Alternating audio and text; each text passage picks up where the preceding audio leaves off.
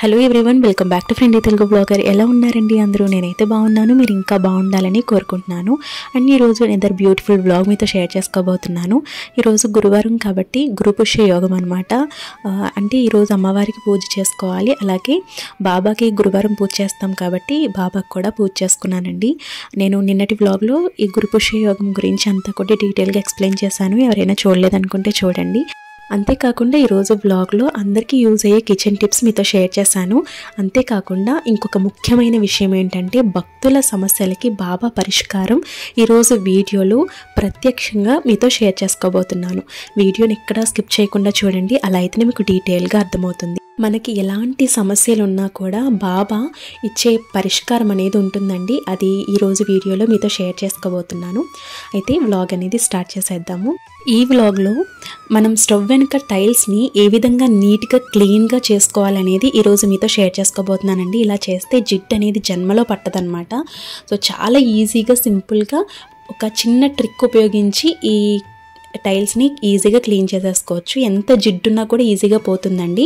ఇలా ఒక spray bottle తీసుకోండి, చిన్నదైనా లేదంటే మనకి కాలిన్కి సంబంధించిన స్ప్రే బాటిల్ వస్తుంది కదా, అదైనా తీసుకోవచ్చు. నేను ఇలా చిన్నది తీసుకున్నాను. దీంట్లో ఒక షాంపూని వేసాను అనమాట. షాంపూ ఏదైనా పర్వాలేదు. నేను ఒక షాంపూ ప్యాకెట్ని తీసుకుని అది వేసాను. అండ్ తర్వాత ఇందులో ఒక చిన్న గ్లాసు వాటర్ని వేసి బాగా షేక్ చేసేసాను అనమాట. సో మనకి ఒక లిక్విడ్ అనేది తయారైంది. ఈ లిక్విడ్ మనకి ఎన్ని రకాలుగా ఉపయోగపడుతుందంటే చాలా బాగా యూజ్ అవుతుంది. ఇది మనం టైల్స్ అంటే గ్యాస్ స్టవ్ వెనకాల ఉన్నటువంటి టైల్స్ ఉంటాయి కదండి, జిడ్డు పట్టేసి బాగా జిడ్డుగా ఉన్నటువంటి టైల్స్ మీద ఈ లిక్విడ్ని స్ప్రే చేయండి. సో స్ప్రే చేసేసిన తర్వాత అది అలా వదిలేయండి. వదిలేసి మీ పని మీరు చేసుకోండి. అంటే మీ వంట ఉంటుంది కదా, వంట చేసే ముందే ఇది స్ప్రే చేసుకోండి. గుర్తుపెట్టుకోవాల్సిన విషయం అండి ఇది. ఏంటంటే స్ప్రే అనేది వంట చేసే ముందే స్ప్రే చేసేసుకోవాలన్నమాట. ఇలా స్ప్రే చేసేసుకుని మీరు చక్కగా వంట అనేది చేసేసుకోండి. నేను ఇక్కడ మార్నింగే ఇలా స్ప్రే చేసేసుకుని అలా వదిలేసాను అనమాట. తర్వాత ఇక్కడ నేను వంట చేసేసుకుంటున్నాను. ఇవాళ గురువారం కాబట్టి ఎర్లీ మార్నింగ్ లేచి పూజ అదంతా కూడా ఉంటుంది కదండి, దానికి పూజకి సంబంధించినవన్నీ కూడా సర్దుకున్నాను. అండ్ అదేవిధంగా నేను హనీకి బీరకాయ ఫ్రై చేస్తున్నాను అనమాట. సో బీరకాయ అంటే చాలా ఈజీగా అయిపోతుంది కదండి, నాకైతే ఒక 10 minutesలో కంప్లీట్ అయిపోతుంది అనమాట. సో ఎక్కువ వర్క్ ఉన్నప్పుడు నేను కుకింగ్ అనేది ఎక్కువ పెట్టుకోనండి, జస్ట్ ఈజీగా అయిపోయేవే నేను చూసుకుంటాను అనమాట. పని తక్కువగా ఉందనుకున్నప్పుడు 4-5 వెరైటీస్ అనేవి నేను చేస్తానికి ట్రై చేస్తాను. సో ఇక్కడ వచ్చేసి నేను బీరకాయ చేసేస్తున్నాను. సో పోపులన్నీ వేసేసిన తర్వాత బీరకాయ ముక్కల్ని ఈ విధంగా ఫ్రై చేసేసుకోవాలి. తర్వాత ఇందులో కొంచెం సాల్ట్ అదేవిధంగా పసుపు యాడ్ చేసి బాగా ఫ్రై చేసేసుకుంటే మనకి బీరకాయ ఫ్రై అనేది కంప్లీట్ అయిపోతుంది. సో చాలామంది బీరకాయ ఫ్రై చేసేసుకున్న తర్వాత లాస్ట్లో కూడా మరొక్కసారి పోపు అనేది వేసుకుంటారండి, అంటే క్రిస్పీగా ఉండటం కోసం. సో హనీ అయితే అంత క్రిస్పీగా తినదనమాట, జస్ట్ నార్మల్గానే తింటుంది. కాబట్టి నేను ఇలా ఫస్టే పోపు అనేది వేసేసాను. సో ఇక్కడ పసుపు కూడా వేసేసాను, టేస్ట్కి తగ్గట్టు సాల్ట్ కూడా యాడ్ చేసుకుని బాగా ఫ్రై చేసేసుకుని ఒక్క 7 minutesలో మనకి ఈ కర్రీ అనేది కంప్లీట్ అయిపోతుంది. అండ్ అదేవిధంగా రైస్ పెట్టాను, లంచ్ బాక్స్ కూడా ప్రిపేర్ చేసేసాను, అండ్ ఈ కర్రీ పెట్టాను, అండ్ పెరుగన్నం అనమాట. ఈరోజు లంచ్ బాక్స్ అయితే ఇదేనండి. సో ఇంకా రేపు ఎలాగో మా హనీకి హాలిడే ఉంటుంది, హాఫ్ డే అనమాట. సో ఈరోజు అయితే లంచ్ బాక్స్ అనేది ప్రిపేర్ చేసేసాను, అండ్ పెరుగన్నం కూడా పెట్టేశాను.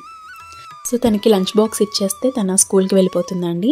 మనం గ్యాస్ స్టవ్ వెనకాల టైల్స్ మీద మనం స్ప్రే ఉంచుకున్నాం కదండి. నేను తన స్కూల్కి వెళ్ళిపోయిన తర్వాత ఇంక నిదానంగా ఆ క్లీనింగ్ వర్క్ అనేది చేసుకుంటాను. సో ఎందుకు వంట చేసే ముందే మీరు స్ప్రే చేయమని ఎందుకు చెప్పాను అంటే, సో మనం వంట చేస్తున్నంతసేపు ఆ వేడి అనేది ఆ టైల్స్కి తగులుతుందండి. కాబట్టి మనం జిడ్డంతా కూడా టైల్స్ అంటే గ్యాస్ స్టవ్ వెనకాల ఉన్నటువంటి టైల్స్కి జిడ్డంతా కూడా ఈజీగా వేడికి వచ్చేస్తుందన్నమాట. మనం ఈజీగా క్లీన్ అనేది చేసేసుకోవచ్చు. చూస్తున్నారు కదా, ఇప్పుడు నేను గ్యాస్ స్టవ్ స్టాండ్స్ అవన్నీ కూడా క్లీన్ చేసేసుకుని ఇప్పుడు గ్యాస్ స్టవ్ మీద ఇది స్ప్రే చేసుకుంటున్నాను అనమాట. అదేవిధంగా గ్యాస్ కింద కూడా స్ప్రే చేసేసుకున్నాను, గ్యాస్ స్టవ్ కింద. సో ఇక్కడ నేను ఒక స్క్రబ్బర్ని తీసుకుని ఈ విధంగా రబ్ చేసుకుంటున్నాను అనమాట. చాలా ఈజీగా వచ్చేస్తుందండి. ఎంత మురికి పట్టి ఉన్నటువంటి టైల్స్ అయినా కూడా వితిన్ సెకండ్స్లో ఈ ట్రిక్ ఉపయోగిస్తే ఈజీగా క్లీన్ అయిపోతాయి. ఒక్కసారి మీరు ట్రై చేసి చూడండి, చాలా చాలా బాగా వర్క్ అవుతుంది. సో ఇక్కడ నేను అంతా కూడా క్లీన్ చేసేస్తున్నాను. మీరు చూసినట్లయితే చాలా వైట్గా వస్తుందన్నమాట. సో ఇలా ఎప్పటికప్పుడు క్లీన్ చేసుకున్నా పర్వాలేదు, మీరు వారానికి ఒక్కసారి క్లీన్ చేసుకున్నా పర్వాలేదండి. ఎందుకంటే హౌస్ వైఫ్స్ అయితే ఎప్పటికప్పుడు క్లీన్ చేసుకోవడానికి టైం ఉంటుంది, బట్ ఎంప్లాయీస్కి అయితే అలా ఉండదు కదా. సో వర్కింగ్ ఉమెన్స్కి అలా ఉండదు కదండి. కాబట్టి వాళ్ళు 4 డేస్కి ఒకసారి, వారానికి ఒకసారి క్లీన్ చేసుకుంటూ ఉంటారు. అలాంటి వాళ్ళు ఈ ట్రిక్ యూస్ చేసి చూడండి. చాలా సింపుల్ అండి. మన పని మనం చేసేసుకుంటూ కూడా మనం ఈ గ్యాస్ స్టవ్ వెనకాల ఉన్న టైల్స్ని ఈజీగా క్లీన్ అనేది చేసేసుకోవచ్చు. అండ్ ఇంకా గ్యాస్ కౌంటర్ టాప్ ఏదైతే ఉందో అది కూడా నేను క్లీన్ చేసేసుకుంటున్నాను. అండ్ అదే విధంగా గ్యాస్కి పైన అంతా కూడా నేను ఈ విధంగా గ్యాస్ స్టవ్కి పైన అంతా కూడా ఈ విధంగా క్లీన్ చేసుకుంటున్నాను అనమాట. చాలా ఈజీ ప్రాసెస్ అండి. ఒక చిన్న ట్రిక్ ఉపయోగించి మీరు క్లీన్ చేసుకుంటే మీకు ఎక్కువ పని ఒత్తిడి లేకుండా చాలా సింపుల్గా ఈ విధంగా క్లీన్ అనేది అయిపోతుంది. అండ్ ఈ స్ప్రే బాటిల్ని మనం చాలా డిఫరెంట్ వేస్లో ఉపయోగించవచ్చండి. అంటే ఈ గ్యాస్ కౌంటర్ టాప్ని క్లీన్ చేసుకోవచ్చు, అండ్ గ్యాస్ స్టవ్ని క్లీన్ చేసుకోవచ్చు, గ్యాస్ వెనకాల ఉన్నటువంటి టైల్స్ని క్లీన్ చేసుకోవచ్చు, అండ్ మనం డైనింగ్ ఏరియాని క్లీన్ చేసుకోవచ్చు, అండ్ మనం టీవీ సెక్షన్ పెట్టుకునే ఏరియా ఉంటుంది కదండి, సో దాన్ని కూడా క్లీన్ చేసుకోవచ్చు అనమాట. అండ్ మనం డోర్స్ని క్లీన్ చేసుకోవచ్చు, మనం డ్రెస్సింగ్ టేబుల్ని క్లీన్ చేసుకోవచ్చు. ఒక్క స్ప్రే మనం ఇన్ని రకాలుగా యూజ్ చేసుకోవచ్చు అనమాట. మనం అందులో యూజ్ చేసింది ఏమీ లేదు, జస్ట్ ఒక షాంపూ ప్యాకెట్ని యూజ్ చేసామంతే, కానీ చాలా బాగా వర్క్ అవుతుందండి. అండ్ బాత్రూమ్స్ని కూడా మనం షాంపూతో క్లీన్ అనేది చేసుకున్నా కూడా చాలా నీట్గా, అంటే బాత్రూమ్ టైల్స్ ఉంటాయి కదా, టైల్స్ని కూడా మనం షాంపూ ఈ లిక్విడ్తో మనం ఈజీగా క్లీన్ అనేది చేసుకోవచ్చు అనమాట. సో ఇక్కడ నేను కౌంటర్ టాప్ని కూడా ఈ విధంగా క్లీన్ అనేది చేసేసుకుంటున్నాను. చూస్తున్నారు కదండి, చాలా నీట్గా క్లీన్ అయిపోయింది. సో నేను ఎవ్రీడే నైట్ ఈ విధంగా క్లీన్ చేసి పెట్టుకుంటాను. సో మీకు చూపించడం కోసం ఇంకా మార్నింగ్ అంతా కూడా ఈ విధంగా క్లీన్ అనేది చేసుకున్నాను అనమాట. సో చూస్తున్నారు కదా ఫ్రెండ్స్, చాలా నీట్గా క్లీన్ అయిపోయింది. ఈ ట్రిక్ ఒక్కసారి యూజ్ చేసి నాకు కామెంట్ సెక్షన్లో చెప్పండి. ఎక్కువ శ్రమ కూడా ఉండదు, చాలా ఈజీగా తొందరగా క్లీన్ అయిపోతాయి. సో ఈ విధంగా ఉందన్నమాట, చాలా నీట్గా క్లీన్గా ఉందండి. ఈ వర్క్ అంతా అయ్యేటప్పటికి నాకు ఎంతో టైం కూడా పట్టలేదు, ఒక 10 మినిట్స్ కూడా పట్టలేదండి. 7 మినిట్స్ 6 మినిట్స్ లోపే ఈ కంప్లీట్ అయిపోయింది వర్క్ అంతా కూడాను. చాలా ఎక్కడ కూడా జిడ్డు కూడా లేదండి, చాలా సాఫ్ట్గా నీట్గా ఉందన్నమాట. ఒకసారి ట్రై చేసి చూడండి. అండ్ ఈరోజు గురువారం కాబట్టి ఇంకా పూజ కూడా చేసేసుకున్నాను. చాలామంది అడుగుతున్నారండి, అక్క మీరు అసలు ఏ సమయంలో పూజ అనేది చేస్తారు అనేది అడుగుతున్నారు. అందుకే ఈరోజు వీడియోలో అది మెన్షన్ చేయాలనుకుంటున్నాను. అండ్ దీంతో పాటు మన సమస్యలకి బాబా పరిష్కారం ఎలా చూపిస్తారు అనేది కూడా ఈరోజు వీడియోలో ప్రత్యక్షంగా మీతో షేర్ చేసుకోబోతున్నాను. వీడియోని అస్సలు స్కిప్ చేయొద్దండి. మీకు తెలిసిన వాళ్ళకి కూడా ఈ వీడియో షేర్ చేయండి, చాలా బాగా ఉపయోగపడుతుంది. మీకు ఎలాంటి సమస్యలకైనా కూడా బాబా చక్కగా పరిష్కారం అనేది చూపుతారనమాట. అది ఎలాగో ఇప్పుడు మీతో షేర్ చేస్తాను.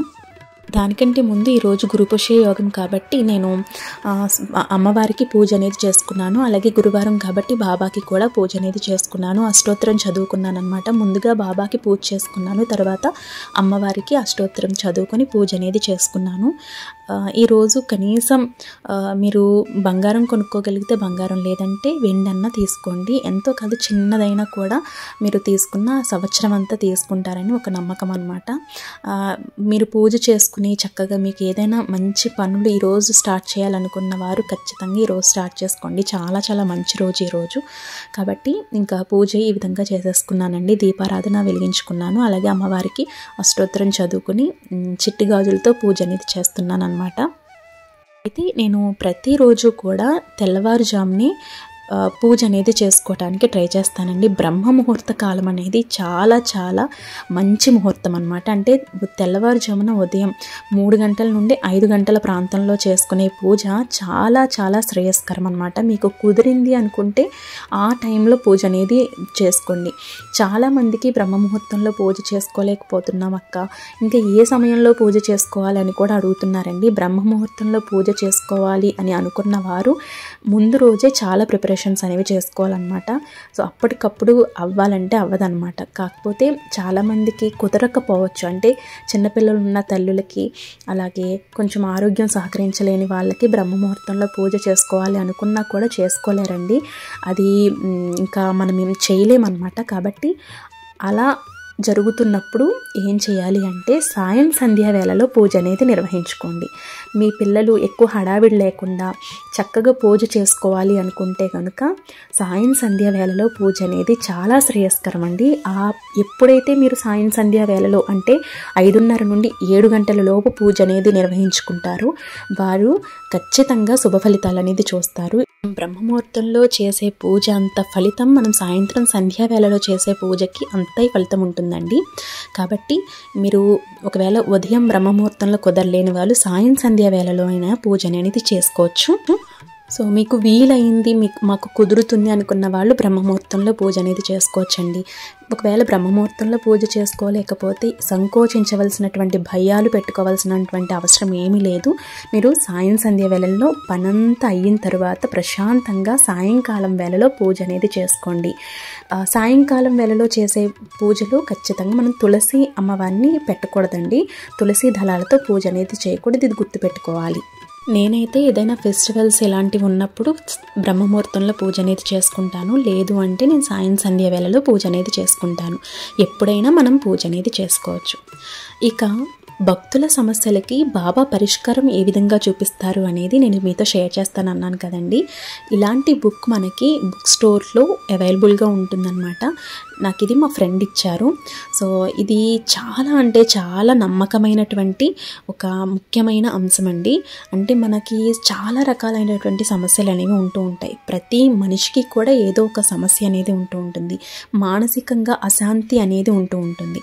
సో అలాంటి సమస్యలకి ఇంకొకరితో చెప్పుకోలేని సమస్యలు కూడా ఉంటాయండి. అలాంటి సమస్యలకి బాబా చూపించే పరిష్కారం ఎలా ఉంటాయి అనేది ఈరోజు వీడియోలో మీతో షేర్ చేసుకోబోతున్నాను. ఈ బుక్లో ఏంటంటే ప్రతిదీ కూడా మన సమస్యకి తగినట్లు పరిష్కారం అనేది ఉంటుందండి. మనకి నచ్చిన నెంబరు, మనకి 1 నుంచి 100 లోపు మనకి నచ్చిన నెంబర్ని మనం అనుకొని మనం ఆ పుస్తకంలో ఉన్నటువంటి నెంబర్ని మనం చూసినట్లయితే, ఆ పేజీని చూసినట్లయితే అందులో మనకి పరిష్కార మార్గం అనేది ఉంటుందన్నమాట. అంటే మనం ఏం చెయ్యాలి, ఏం చెయ్యకూడదు అనేదంతా కూడా ఇందులో ఉంటుందండి. కాబట్టి నేనైతే 7ని చూస్ చేసుకున్నాను.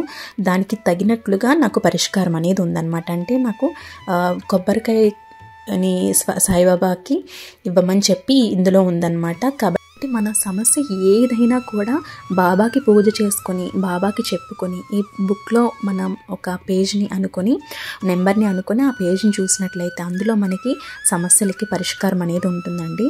మనలో ఉన్నటువంటి గర్వం, ఈర్ష్య, కోపం, అసూయ ఇలాంటివన్నీ కూడా పక్కన పెట్టి నిష్కల్మషమైనటువంటి మనసుతో బాబాకి పూజ అనేది చేసుకుని, అందరూ బాగుండాలి, అందులో మేము ఉండాలి అని బాబాకి నమస్కరించుకొని మన సమస్య ఏదైతే ఉందో అది బాబా ముందు చెప్పుకొని, ఈ బుక్లో మన సమస్యకి తగినటువంటి పరిష్కారం అనేది మనకి దొరుకుతుంది అని నమ్మి ఈ బుక్ని చదవండి. చాలా అంటే చాలా మంచి పరిష్కారం అనేది ఉంటుంది. నెంబర్ని అనుకొని, ఒక మంచి నెంబర్ని అనుకొని ఆ నెంబర్ని ఉన్న పేజీని మీరు చూసినట్లయితే అందులో పరిష్కారం అనేది ఉంటుందన్నమాట.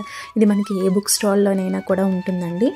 కొన్ని బుక్ స్టాల్లో ఉండకపోవచ్చు. మీరు చూస్ చేసుకుని ఒకసారి వెతుక్కొని తీసుకోండి. చాలా మంచిదన్నమాట. ఐ హోప్ ఈ వీడియో మీకు యూజ్ అయిందని అనుకుంటున్నానండి. ఈ వీడియో నచ్చినట్లయితే లైక్ చేయండి, మీ ఫ్రెండ్స్ అండ్ ఫ్యామిలీ మెంబర్స్కి తప్పకుండా షేర్ చేయండి. అలాగే మన ఛానల్ని సబ్స్క్రైబ్ చేసుకోండి. వీడియో షేర్ చేయకపోయినా ఈ విషయం గురించి అయితే చెప్పండి, వాళ్ళకి చాలా వరకు యూజ్ అవుతుంది. ఇవాల్టి వీడియో మీకు నచ్చినట్లయితే లైక్ చేయండి, మీ ఫ్రెండ్స్ అండ్ ఫ్యామిలీ మెంబర్స్కి తప్పకుండా షేర్ చేయండి. అలాగే మన ఛానల్ని సబ్స్క్రైబ్ చేసుకోండి. రేపటి ఒక మంచి వీడియోతో మళ్ళీ కలుద్దాం. అప్పటి వరకు నమస్తే. Have a nice day.